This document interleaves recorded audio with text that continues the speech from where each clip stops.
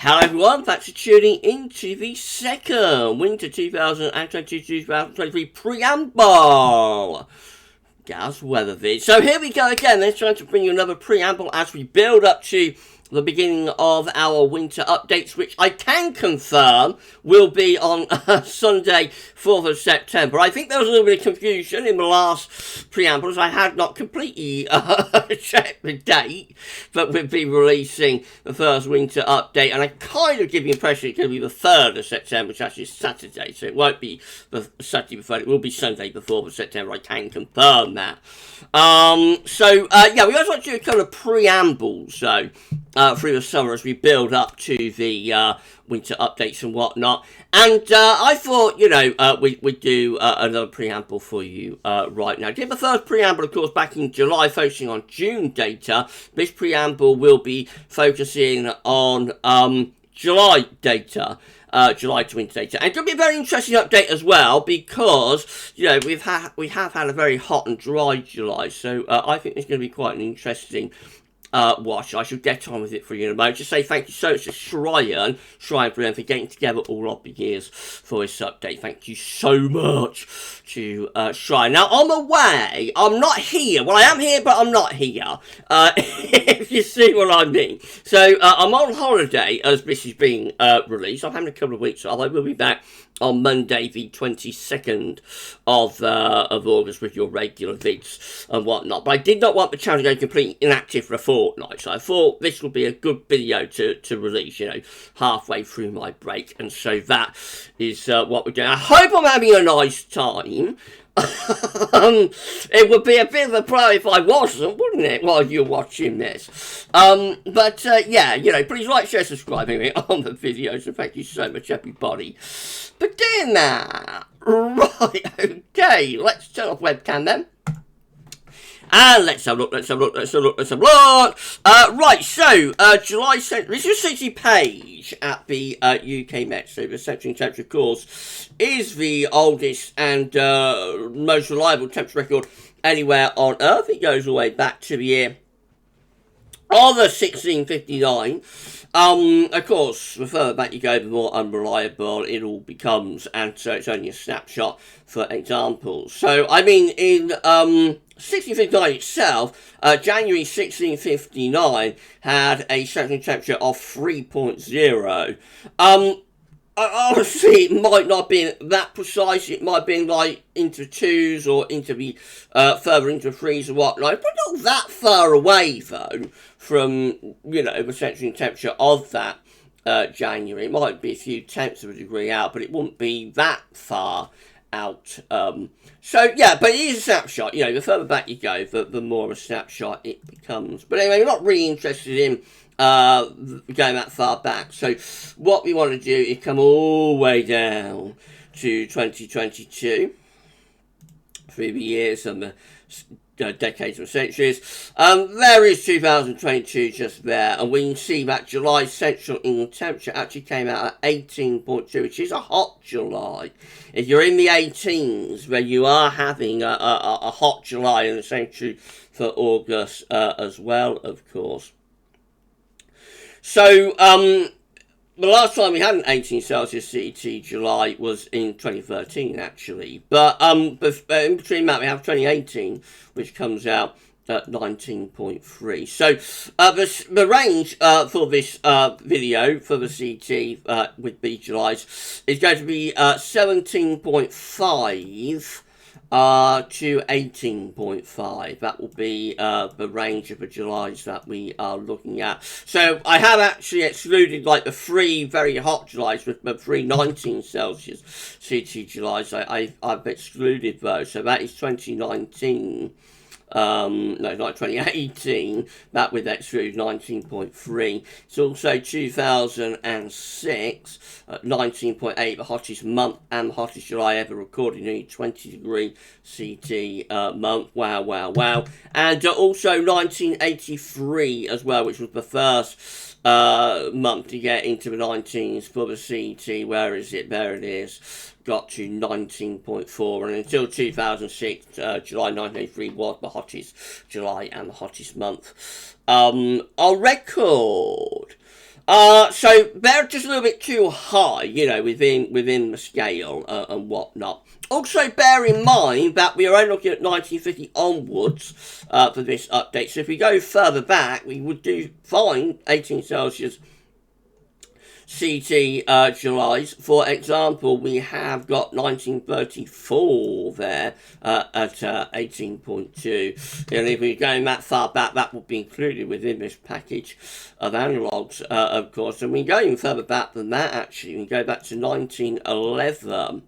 Where we had July coming out 18.2, as we did August coming out 18.2. And would you believe it, even if you go back into the Victorian era, you can even go, you know, right the way back into the midst of time, right way back to the Dalton minimum, for example, and we see 1808 up here, which had in July a CT of 18.4. Goodness gracious me, might have got to 40 degrees as well in that July, although that is unprovable. And there are other very hot Julys, but we couldn't include if we go back far enough within this package of analogues. For 80 Celsius CT July's example, just here, where are we? Where was it? I spotted it a moment ago, but it's hiding from me, so that's not very good. There it is. Wow. 18.3. I saved it. 18.3 from 1859, and also 18.7 from 1852, just there. So we could have included that if you're going back far enough, but we're only looking at 1950 onwards. So CT range 17.5 to 18.5. Winters following Julys with that CT range 1950 onwards. Let's have a look then. So the first year that we're looking at is 1999. July 1999 has central temperature of 17.5. The winter of 1999-2000 is an Atlantic-driven winter. It's a mild 1990s to 2000s winter. Many of them were, and it has winds in from the west. So there's a few little cold snaps coming and going, but generally that one is a mild winter. Then we've got 2019. July 2019 has central in temperature of 17.6. The winter of 2019-20 is the polar vortex of doom winter. Oh dear. With all of that low pressure within the high latitudes, and low pressure in the high latitudes and high pressure over southern parts of Europe, obviously would bring up this very, very mild non-effect southwesterly, so an exceptionally mild but also wet and stormy winter. Then we've got 1955. July 1955 has a central temperature of 17.7. Winter of 55-56 is a colder winter. You see that we have high pressure around Greenland and Iceland. We have low pressure across western southern Europe, and we bring in those winds from the east and from the northeast as well, by the way. The thing to remember that is it's mostly cold right at the end of January and through February. February 96 is an exceptionally cold month with a negative sub-zero CT for the month. Up to late January, it's actually relatively mild, so most of December and much of January is quite mild, but so it's a late starter, very late starter of winter, but when it gets going, goodness gracious me, it really does get going. Then we've got 2021. July 2021 has a central temperature of 17.8. So pretty hot July. And last winter, 2021-2022, was generally quite a driest sort of winter with high pressure to the west and south. But we weren't that far away from cold weather. I think there was some cold weather into northern and northeast Europe with that trough of low pressure. But for us, we keep wind in from off the Atlantic. The winter did have a bit of promise up to Christmas. Christmas 2021. And then it all fell apart. And the rest is history, as they say. Then we've got 2014. July 2014 had central temperature of 17.9. winter 2014-15 was a mild Atlantic-driven wintry average temperature. So there were a few cold snaps coming and going, but nothing really to get excited about for that one. I'm so sorry, everyone. Right, we've reached the 18 Celsius city Julys. Next up is 1994.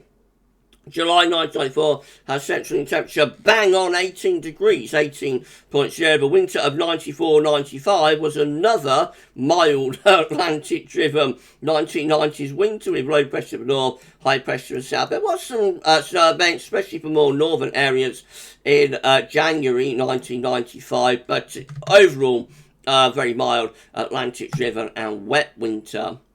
Next, we've got 1989. July 1989 had central temperature of 18.1. The winter of 89-90 is another mild Atlantic-driven 1990s winter, albeit this sort of transcends the 80s to the 90s, but it certainly gets the 90s off to a very mild Atlantic-driven start, with again lots of high pressure across southern parts of Europe and low pressure way to the northwest, so plenty of southwesterly winds. At 18.5, we're up to our last three now. At 18.5, first up, we've got July 2013, city of 18.5. The winter of 2013-2014 is a very wet and stormy winter. Deep low pressure to our west, bring in the Atlantic westerlies. So yeah, very, very, very stormy and wet winter. Notice it's basically quite a cold winter for northern and the eastern parts of America with this trough of low pressure, but that just peps up the jet stream, peps it up round there, and the onslaught from the Atlantic was the result of that. So it's a very much an Atlantic onslaught type winter. Also at 18.5, we've got July 1995. This is better winter for anyone who wants a cold winter. Admittedly, there hasn't been much doing really with this update for cold lovers, but this is a genuinely cold winter with high pressure focus over Scandinavia and low pressure around the Azores and Biscay, so a proper negative NAO type winter. Winds in from the east. It's a very easterly winter in 95-96. Lots of easterly winds, lots of cold weather coming and going from that Scandinavian high. At times the Scandinavian high gets in, and then it retreats back, and then it comes back, then it retreats away, and then it comes back again. So that sort of winter on-off easterlies brings snow showers and snow into east areas. There's a very, very cold, freezing cold spell around Christmas to New Year for the northern half of the country, very snowy in the north around Christmas to New Year. So a genuinely cold winter following a hot July there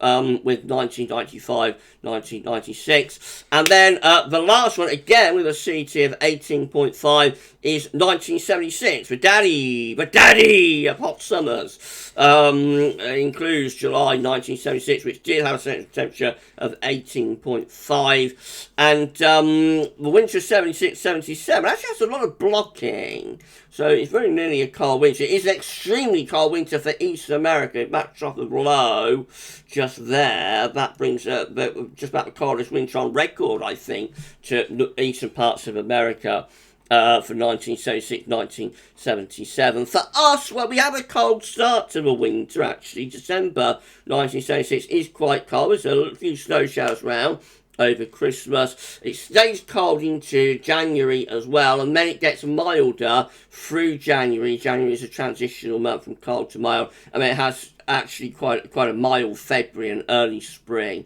in 1977 with the wind in from off the Atlantic overall. But we do get a coldish sort of December. Right, so let's put all that together then. This is how all Decembers combined are looking following the July CT range of 17.5 to 18.5. It is a mild westerly Atlantic-driven signal with lots of low pressure in from off the Atlantic. A bit of an onslaught type pattern actually, and if that's right, then the drought will be relieved by the end of the year, very much so, and we will go into a properly wet pattern. Bear in mind there is deviations from this, so this will be average of all the years, but of course you will get deviations within that. December 1995 is a cold month, actually the coldest month of the whole winter is the first month, December 1995, and 1976 is also quite a coldish month. As well. So, yeah, very wet, stormy Atlantic-driven December overall, however. This is how all January's combined are looking, following July city range of 17.5 to 18.5. It remains rather mild and wet, really, with trough of low pressure over and to the west of the country. And then this is how all February's combined are looking, following the July city range of 17.5 to 18.5. And rounding off a very wet, mild, Atlantic-driven winter pattern with low pressure to our northern winds in from off the Atlantic Ocean. Notice the high pressure regime to southern Europe from the Azores. So very much a positive NAO, AO type winter pattern here. With these winters following this particular city range. Again, please keep in mind there's going to be deviations to that. So 1956 is in there, which is a sub-zero CET February. So again, we just have to bear that in mind. There will be deviations. This is the average of all of the years combined, but as ever with the weather, you will get deviations. And finally, this package of analogues. This is how all winters combined looking, following the July city range of 17.5 to 18.5, and it is a wet, windy, and mild signal with low pressure to the west and bringing in those westerly winds. Okay, I think we'll have a little pause there. How does that sound? Have a little pause, go off and, stretch your legs, digest what you've just witnessed. You don't have to, but you can if you want to. And we'll be back in around 2 seconds, and we'll continue with England and Wales P for July. So I'll see you in 2. Okay, we're back, and we're ready to resume the part 2 of the second winter 2022-2023 preamble from GavsWeatherVids. If you enjoy the video so far, then please you like, share, and subscribe. I mean, thank you so much. Thank you so very much for doing that. I'm on holiday at the moment. There's no regular updates being uploaded to the channel. I'll be back on Monday, the 22nd of August. We'll be back in business then. Right, let's continue then. Let's do it, shall we? So, we're going to look at England weather precipitation. So, in the first part of the video, we looked at CT, centering in temperature, in July to winter data. We're going to be looking at July to winter data again for the second part of the video, but this time we're focusing on England and Wales precipitation. The England Wales precipitation page at UK goes all the way back to, an index goes all the way back to 1766. Again, as with CT, the further back you go, the more like a snapshot it becomes, but it's a reasonable guide to what the rainfall that fell back in the 1700s. But we're not really interested in that. We're going to come down 2022. There it is. There's 2022 just there. And we see that July was very, very dry, actually. Very dry July with an England Wales precipitation of just 22.5. That's exceptionally dry month. But in context, 2018 in July, which was a very dry month as well, hot and dry month, had 39.6, so significantly millimetres, so significantly drier for July 2022 than July 2018. Actually, I have to go all the way back to 1911. Can you believe this? You have to go back all the way back to 1911 to find a drier July that had an England and Wales precipitation of 15.8. Extraordinarily dry, barely any measurable rainfall really for large parts of the country in July 1911, as well as being a really hot month as well. Notice that the following summer in 1912, look what happens. June, 122.4 millimetres. July, 94.4 millimetres. And August 1912 with a phenomenal 192.9 millimeters, one of the coldest, wettest August on record. Is that a little omen, little warning from the weather gods about what summer 2023 might have in store? Anyway, I'm off on a tangent, so sorry everybody. Let's come back down to July 2022. So at 22.5, the range that we're going to be looking at for this second part of the preamble will be 22 millimeters to 37 millimeters. So the July England and Wales precipitation range for this preamble is 22 millimeters to 37 millimeters. Again, this is with 1950 onwards included, not before 1950, so you won't be seeing 1911 turning up, for example. Right, so let's have a look then. The first July and winter start us off is 1995 and 1996. Oh look, there it is, back again. We talked about this in the first part of the video. July 1995 came out at 37.6 millimeters. So again, it has high pressure over Scandinavia, low pressure down here, winds are in from the east. That is a genuinely cold winter. There are only 2 cold winters in the 1990s, not 2 genuinely cold winters. Well, there's 1990 and 1991 and 1995, 1996. They're the 2 genuinely cold ones. There is also 96, 97. But that turns very mild for February, you see. But 96s have cold weather in the first half of the winter. It's front-loaded and a very cold Christmas to New Year in 1996. But then it gets really mild for February. So I class it, for the 1990s, just 2 genuinely cold winters, really, which is 1990, 1991. And 1995, 1996, and particularly 95, 96, which is a properly cold winter with easterlies coming and going throughout the whole thing.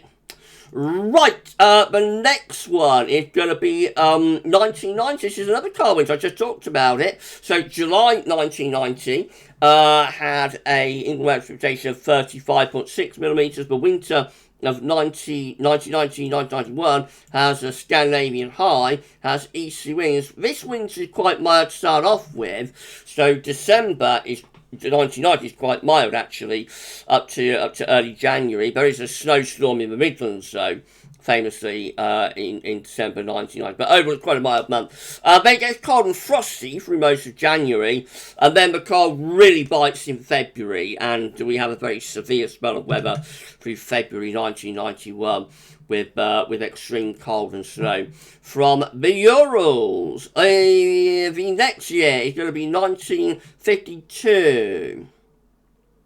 And winter will be 1952, 1953. July 1952 had an England and Wales precipitation of 34.7 millimeters. This one takes high pressure out to our west. It's a mildish sort of winter, this, but does have a few cooler interludes and whatnot. Then we've got July 1979 at 34.1 millimetres. The winter of 79-80, generally mild and westerly. There's a little bit of high latitude block. I think there's a cold snap for the first half of December 1979. But overall, that's quite a mildish winter. We've got 1982-1983 showing up next. So July 1982 had an England Wales P of 33.9 millimetres.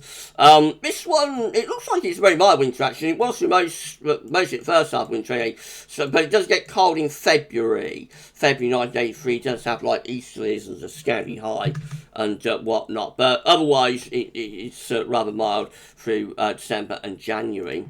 Then we've got 1976, 1977, it's back again. So July 1976, in the middle of the daddy of hot summers, has an England Wales precipitation of 30.1 millimetres, which means actually that July 2022 was drier than July 1976. The thing about 76 is there were hit and miss thunderstorms, that were scattered about the place, which we have not had up to this point, really, with this summer. We have been very, very absent and devoid, really, of thunderstorms. Anyway, we spoke about 76, 77, winter 76, 77 in the first part of the video. Extremely cold winter for Eastern America, coldest winter on record. A rather mild late winter for us, but there is blocking that is around in this winter, and it's cold through December, has a cold Christmas to New Year to early January, and then second half of the winter gets milder. Then we've got 1984, July 1984, has an England and Wales precipitation of 28.6 millimetres. The winter of 84-85 is a genuinely cold winter with high pressure blocking within the northern latitudes around Scandinavia. Again, similar to 95-96, but colder really. Has lots of easterly winds, plenty of snow. I think the snow lovers and the cold lovers and the snow mantis will be very happy if we had an 84-85 repeat. It has a generally mild December though, but January, particularly January 1985, is really cold and snowy.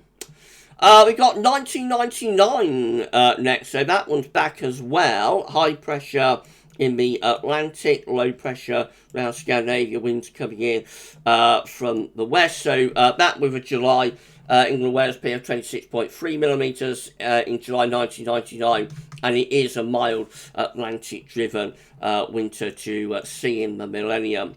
We've got 1955-1956, that one's turning up again as well. July 1955 has an England-Wales precipitation of 26.1 millimetres. So you notice we're getting drier as we're going along. What will the driest July be? I wonder. We're nearly there, I think. And again, just to explain, this one quite mild up to late January, and then gets severely cold with a severely cold February. And then, here we are, we've got to our driest July within this package of analogs. It's 1977, which is actually a rather, July 1977 is not particularly warm, and it's not a particularly hot summer either, but it does have a very, very dry July. So following on from the drought of 75, 76, we do have another pretty dry midsummer in 77, but the summer overall is much cooler compared to the previous two and a lot more changeable. Winter of 77, 78 looks like that. It's a bit of a teaser winter, which I haven't better get into really, have I, with high pressure around Greenland and Scandinavia and low pressure down here along with the jet stream as well. I'm so sorry, everybody. And so the cold comes rather later with that. It's a little bit on off, but there is some quite impressively cold weather, particularly in a couple of week period through February of 1978. Right, so let's start putting all of that together then. This is how all Decembers combined are looking, following July England and Wales precipitation range of 22 to 37 millimetres. Unsettled for these Decembers, rather a wet signal for these Decembers. Probably not as mild though as the previous package of analogues, because we don't see as much of an Atlantic influence with these Decembers. But you know, looking quite mild there, and quite wet, I should say. All January's combined, following July England Wales precipitation range of 22 to 37 millimetres, gets a little bit more interesting. We start to raise the heights in the Atlantic. Looks like we're beginning to send the jet stream southwards as well, so possibly a bit of a colder signal, albeit still quite unsettled for those Januaries. And then all February's combined, most interesting of all, following July England Wales precipitation range of 22 to 37 millimetres. High pressure becomes focused around Iceland within the high latitudes as low pressure goes to the south and winds turn into the east. And so it looks like it's a signal for the winter to get progressively colder as we go along really, and possibly culminating in quite a cold and wintry signal for those Februaries. That's how all winters combined are looking, following July England Wales precipitation range of 22 to 37 millimetres. It is overall a coldish sort of winter signal actually, with high pressure in the North Atlantic, that towards Greenland and Iceland, low pressure to the south, winds more in from an easterly direction than not. Bear in mind, there are exceptions to that, of course, as there always will be, but yeah, quite interesting.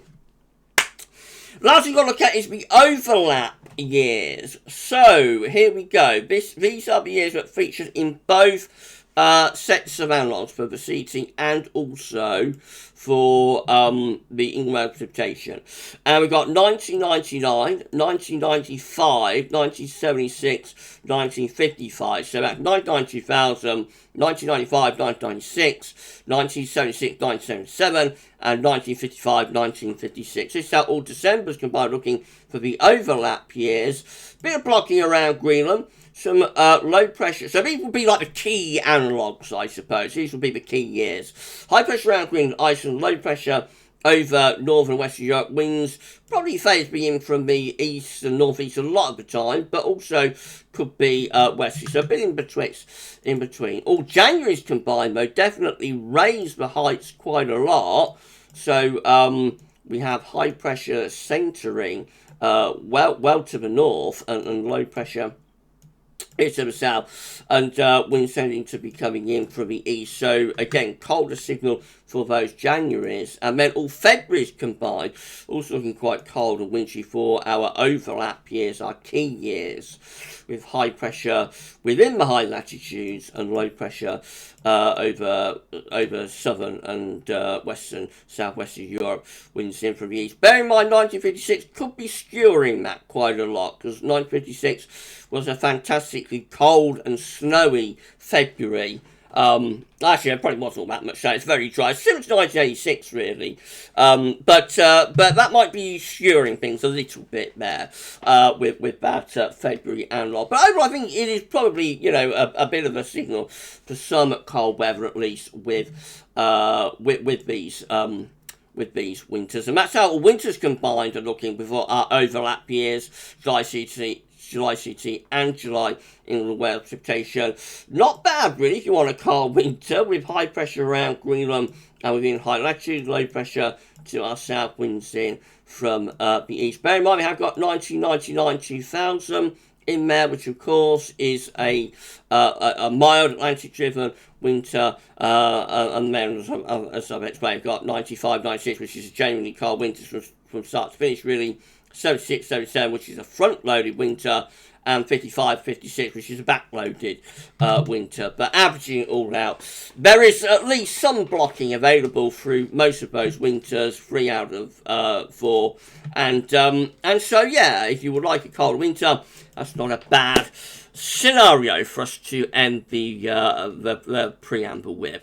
Right, so that's it, man. I hope you enjoyed this second winter 2022-2023 preamble from GavsWeatherVids. I'm going to carry on enjoying my holiday, hopefully I'm having a good time. I don't know, this is from the future, so I'll know, won't I, when you're watching this, whether I am having a good time, but I think I will be. That's it then. We're going to be back with winter updates. Full winter updates will begin on Sunday, the 4th of September. That's when the winter countdown will begin. We'll do winter updates every week from Sunday, the 4th of September, right the way to the end of November, and then our winter forecast will be released at the beginning of beginning of December 2022. And I shall be back with your regular video updates on Monday the 22nd of August, so a little bit longer to go, and then like Arnie, I'll be back. You enjoy the rest of the time and on the way, and I'll see you very, very soon. But for this second preamble of winter 2022-2023, that's all for now, and thanks so much.